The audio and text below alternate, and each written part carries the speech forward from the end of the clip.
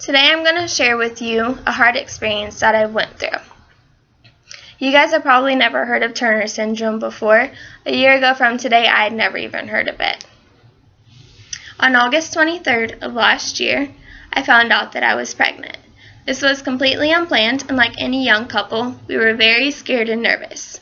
But as time went on, we got very excited about the pregnancy. Up until week 16, everything was normal. At 16 weeks, my doctor asked me if I would like to have a blood test done to test for Down syndrome.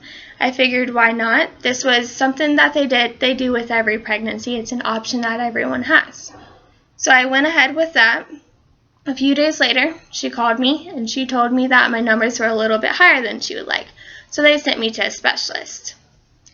So I went to the specialist, and a lady was taking pictures during the ultrasound, and a few minutes later a man came in and he told us that what he was seeing was not good. Of course, right away I got very upset. They did not give us a diagnosis at the time.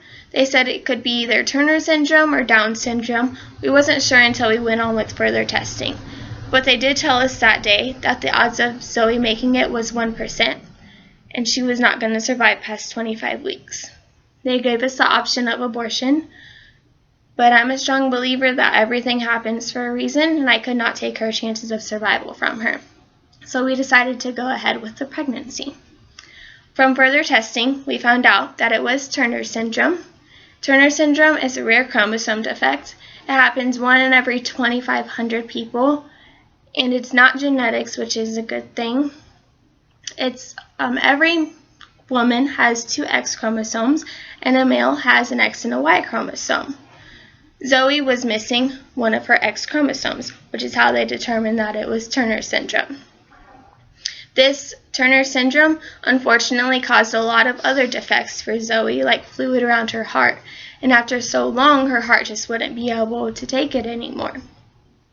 She made it past the 25 weeks, surprised everyone. Up until 26 weeks and 3 days, she had a strong heartbeat. That night, we had bought our own fetal Doppler, so we decided that we were going to find her heartbeat. It was a little bit lower than we would like, but I didn't freak out too much. I had a doctor's appointment the next day, so I waited until then. We went in for the doctor's appointment, and as soon as she started the ultrasound, the first thing I looked for was her heart, like I did every time. It wasn't flickering like it always was. This was the hardest thing I've ever gone through. It was horrible. I hope that no one ever has to go through that. I hope that I never have to go through it again. But this is my personal experience of Turner syndrome and the hardest thing that I've ever had to go through. And if you can see right here, we have a shadow box made for her and her teddy bear, and a lot of little things like that to help us. But we are happy to say that she has a healthy little sister on the way now.